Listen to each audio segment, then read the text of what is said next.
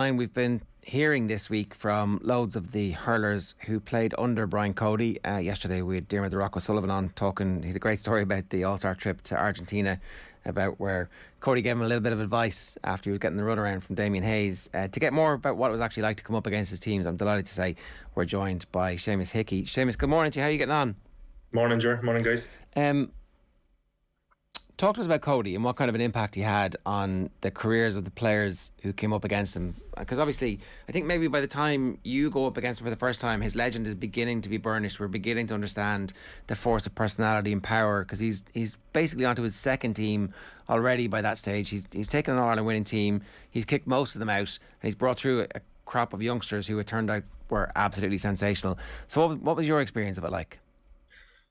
So I grew up basically and was formed in underage hurling while he was Kilkenny hurling manager. And, you know, when I got to the All-Ireland minor hurling final in 2005, it was Cork and Kilkenny were dueling it out. And it was I got onto the senior panel in 06 when it was Cork were going for three in a row, and it was Kilkenny that was stopping them.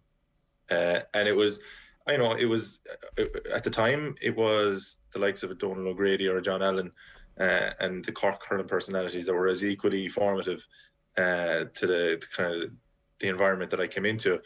But what I was absolutely sure of was in Kilkenny, I suppose what stood out to me about Kilkenny was their physicality. They were all, especially the likes of, I was a huge fan of Noel Hickey as a player. I was a huge fan of Peter Barry, a centre back, and these were the kind of guys that I was looking up to. It was all defenders really, and I was just massively impressed with their physicality, their ability to hurl, and it was just a great time, I suppose I'd say, for hurling at the time. But when I came in 06, we had a kind of a half decent run, got to an All-Ireland quarter-final and lost to Cork. But the following year, then we managed to get to the All-Ireland final against Kilkenny. And it was that team, then obviously it was the super team that we ran up against. And we weren't really aware of how good they were at the time. So it was a bit of a, we felt we had a chance. So it was one of those things where, what stood out to me and one of the main experiences about that weekend for me was it was Kilkenny had exceptional talent. Their intensity and their aggression in the game was second to none. It was unparalleled, and it was one of those things where I would have taken out of that for years to come. That was, if you can't meet the intensity stakes and the physicality stakes at the very beginning, well then you're not in the game to win a hurling game. You're not in the game to match them in skill or to beat them on the scoreboard. You just have to match that physicality and intensity at the beginning. But on the Sunday of the All-Ireland 2007, I was in the corner expecting to be marking Richie Power, and I'd set myself up for it during the week, and I'd watched video of Richie Power, and I was expecting him to be my job. And Eddie Brennan arrived into my corner, and Henry Shefflin arrived in full forward on Stephen Lucy. And we had Richie Power out centre forward. We had a number of changes at the beginning that we had to adapt to. Now, we had played the Waterford team that year in the All-Ireland semi-final, where the six Waterford forwards never had a position, and John Mullane could turn up anywhere, Paul Flynn could turn up anywhere. We had played that, but it was something completely different. Again, Shefflin at the edge of the square was unnerving. And the likes of Eddie Brennan then coming into my corner, again, the first 10 minutes of that game were an absolute nightmare of a start, and it was just to me afterwards, and it stood out, and it was a tough learning experience for me as a hurler. But it was just how the matchups for Kilkenny were always key. How Cody found matchups, and it was in right the way through the Galway games they played later on, and the Tipperary games, when they used to move players around in Lark Corbett, when they used to put their forwards in different configurations again against Tipperary six backs. I always found that they were looking for an opportunity to exploit not necessarily a weakness, but definitely a strength of theirs. So it was one of the massive learning experiences that I had early days, and that was 07. And then they cast a shadow over my, I suppose, my career, because we met them so often. It was a lot of times at the end of our year. So, you know, it was 07, it was 012, it was 12, it was 14, it was 17, and every time, I suppose, we were always kind of respected by Kilkenny, to be fair, as giving them a game, in a time when, you know, a lot of teams weren't giving them a game, and what I always distinctly remember about Cody was his after game comments. So he used to always come in after games, and what always stood out to me about his personality was he was incredibly intense and competitive on the sideline and anything to do around the game. As soon as the game was over, he was like a disciple of the game. He was a hurling fan and a hurling man first. And every time he used to come into our dressing room, and lots of different managers have come into our dressing rooms at different times, obviously after games, but he was incredibly sincere. Now 07 I remember very little because I wasn't in the mind frame to take in much in. But 2012 we met him in an All-Ireland quarter-final in Thurles, and we were starting to get better again after an absolute nightmare of a time in 2010, and we were starting to build back up. And 2013 then we actually went on to get to an Ireland semi-final again. But in 12 he came into our dressing room, and in a very sincere and absence of any patronising tone at all, he told us that hurling needed Limerick, and it needed Limerick strong. It needed Limerick at the top table with the other, you know, the Tipperaries, the Corks, the Kilkennys, because it was good for the game. And I don't think for a second he wanted Limerick to beat Kilkenny, but he wanted them strong, and he wanted, you know, the work that we were doing to continue, and that, you know, it was one of those days he could actually feel like he was giving you the team talk.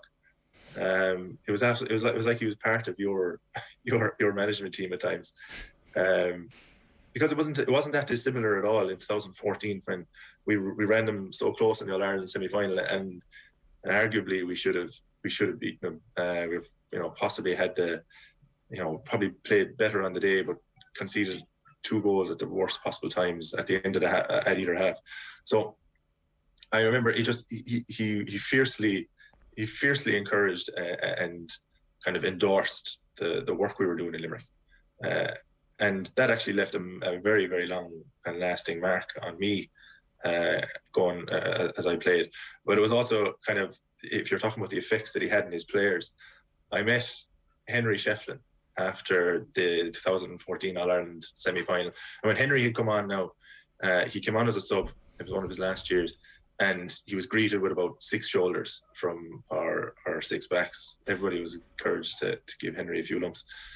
But Henry had been a consummate competitor.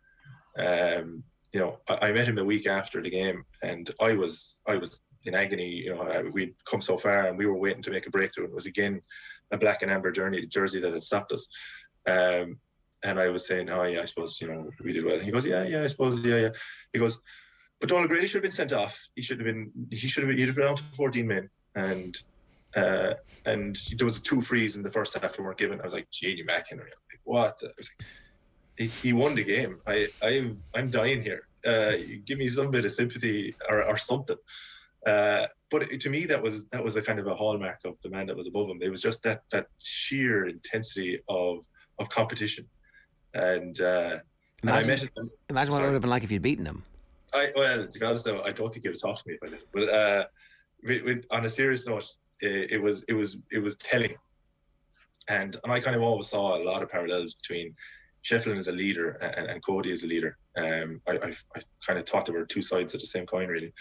But I met Cody in Austin, Texas, on the AllStar trip. Then after that, similar to Dermot, but again, just Brian was there with his lovely wife, and just an absolute gentleman.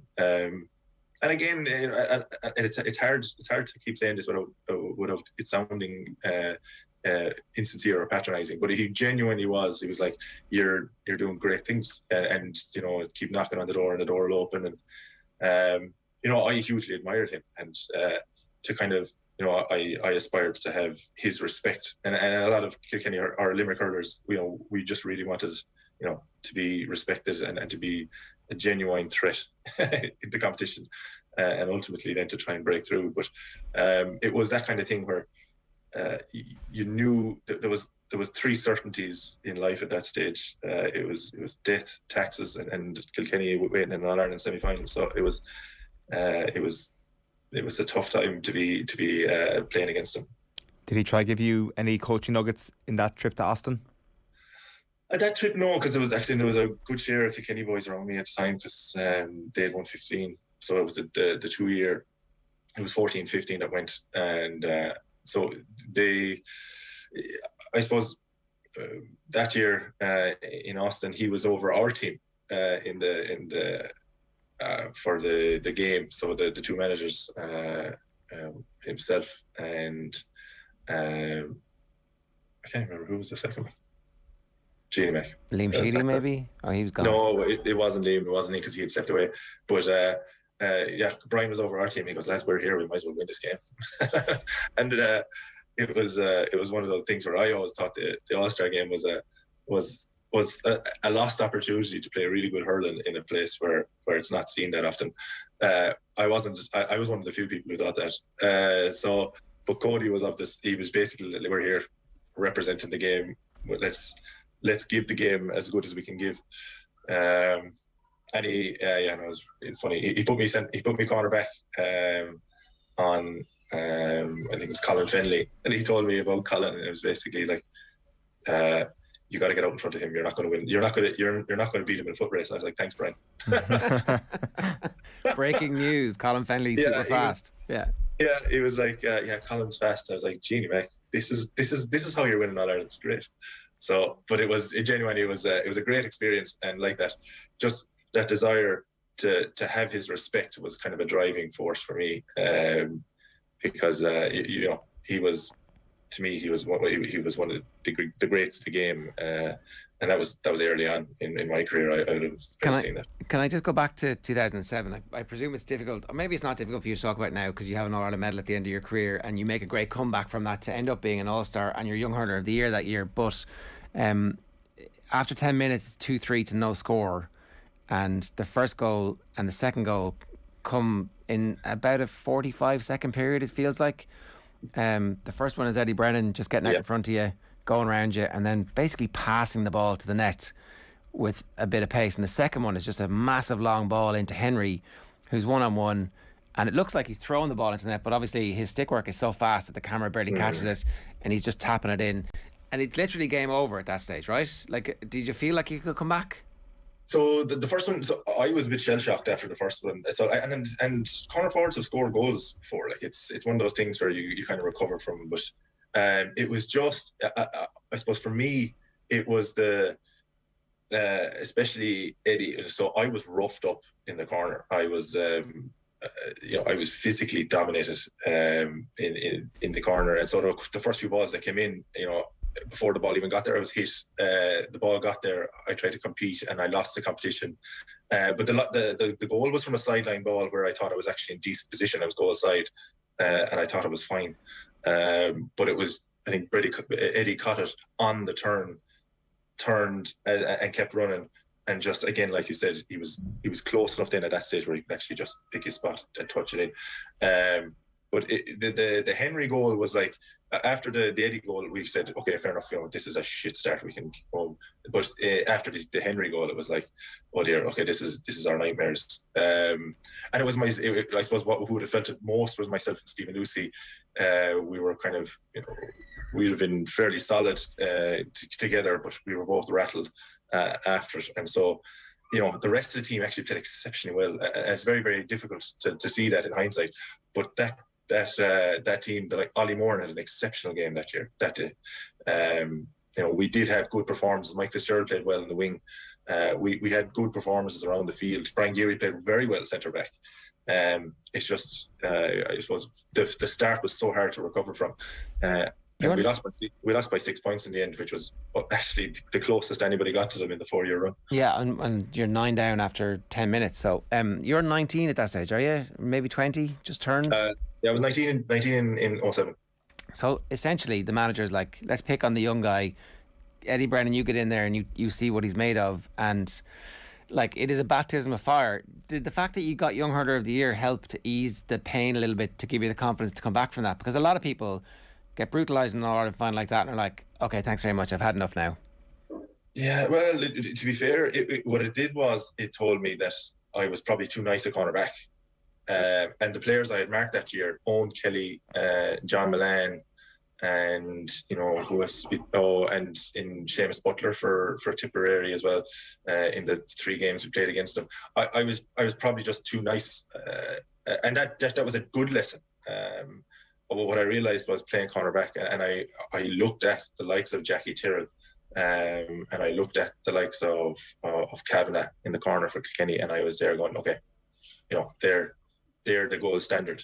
And I was looking at Brian Murphy in Cork as well. Like, they weren't just the nicest guys in the field, and that's what I kind of had to teach me. And like Eddie Brennan afterwards, I never forget it at the All-Stars, when I went up there, and I was feeling, again, you were probably still, feeling, even any award you get is you feel a bit of a fraud, like, but you go up there, and it was the Kilkenny boys were the first ones to shake my hand when I got up to the seats, when you get your award, and it was, that left the last impression on me. And when you actually socialise with the Kilkenny boys afterwards, you realise that, they're incredibly good at what they do, but there's really good stuff in them, and that they were really, really sound men.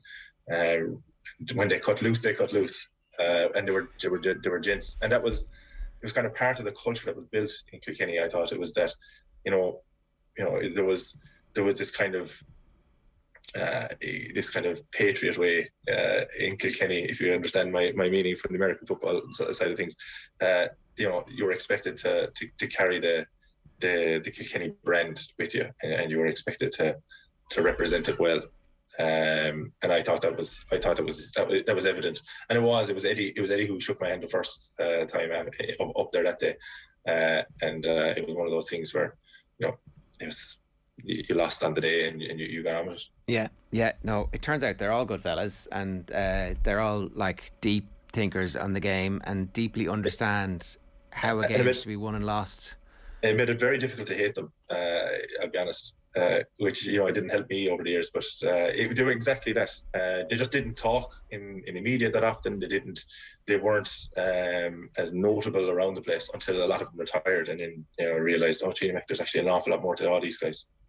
And lucky enough, I think that we're getting to understand that about the Limerick lads now, in the middle of it, that there are really great characters there and their stories are really interesting. I don't know if that's a conscious effort that they're making for that, or if it just automatically happened. I think you'll find a lot of, even with Joe Schmidt's time in the rugby setup, you just have this, you're encouraged to keep everything about the game, and anything that is peripheral, that is not contributing to you being good at the game, isn't essential. It's not necessary, and don't put a whole pile of time into it. You need to focus on the one thing, and I think it was LeBron James. I think it was in all the different activities that he goes on, between advertising, between movies. I mean, he goes, remember, at the end of it all, it's the one thing that matters, and the one thing is the game. And I think that's kind of frustrating as well at times for media and things like that, when you do know that guys have great personality and they don't kind of give or show a lot of themselves while they're in it. But I think the great ones, they save all, or 90%, 95% of their energy for their craft. And I don't, especially in Limerick, we were never banned from talking to the media. Goodness knows. We were given great freedom, but it's not the one thing, and the one thing is hurling, and the one thing is winning All Ireland. And I felt like that looking in at Kilkenny. Yeah, 100%. Seamus, great stuff. That was brilliant. Thanks a million for sharing that with us. Cheers. Thanks guys.